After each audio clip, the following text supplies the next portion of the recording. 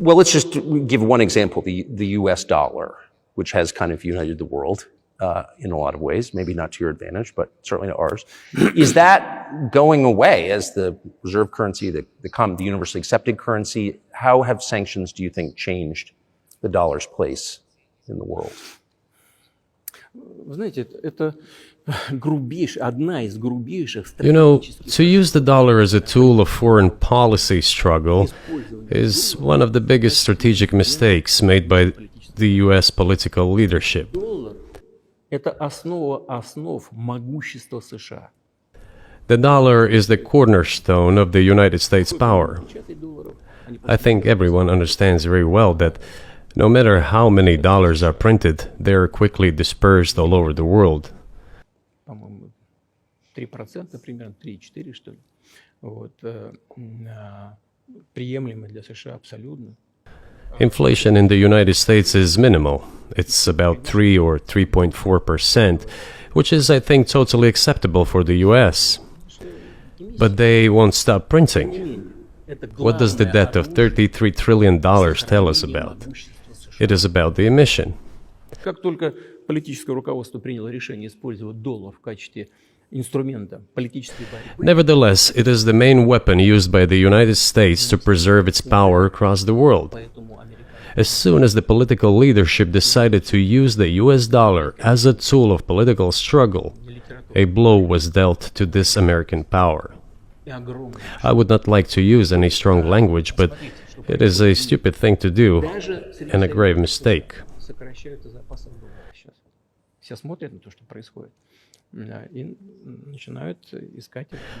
Look at what is going on in the world. Even the United States allies are now downsizing their dollar reserves. Seeing this, everyone starts looking for ways to protect themselves. But the fact that the United States applies restrictive measures to certain countries, such as placing restrictions on transactions, freezing assets, etc., causes grave concern and sends a signal to the whole world. What did we have here? Until 2022, about 80% of Russian foreign trade transactions were made in US dollars and euros.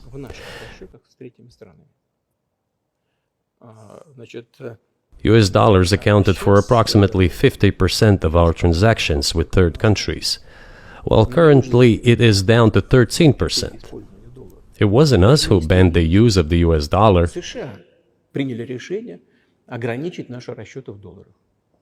We had no such intention.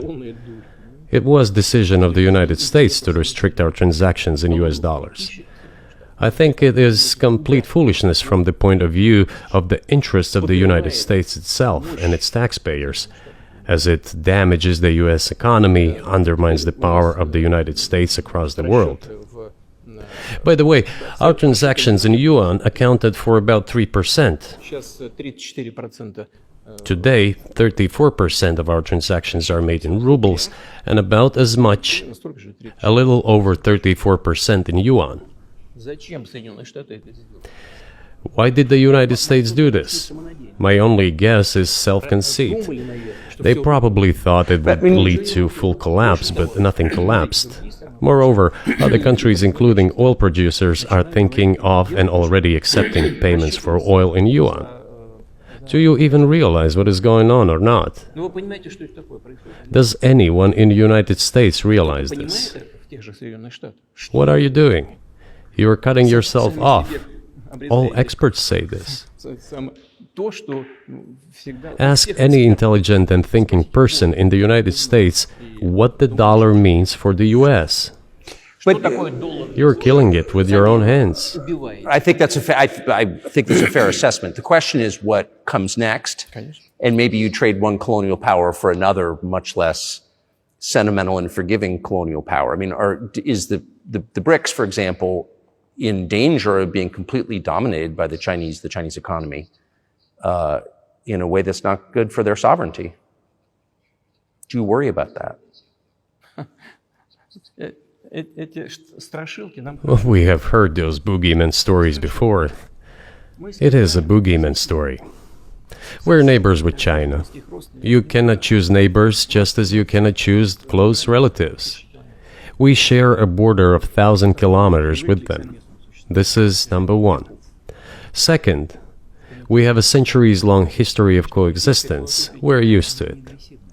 Third, China's foreign policy philosophy is not aggressive. Its idea is to always look for compromise, and we can see that. The next point is as follows.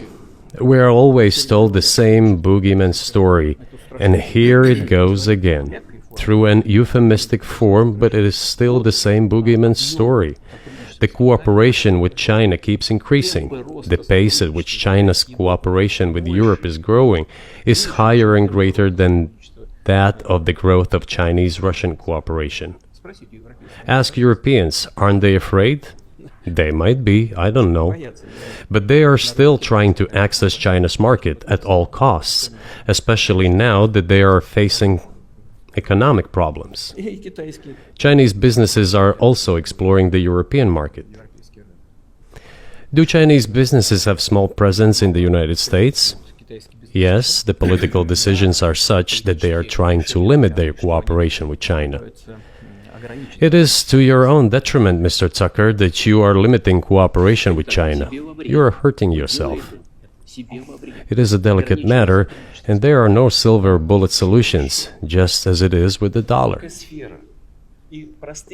So, before introducing any illegitimate sanctions, illegitimate in terms of the Charter of the United Nations, one should think very carefully. For decision makers, this appears to be a problem.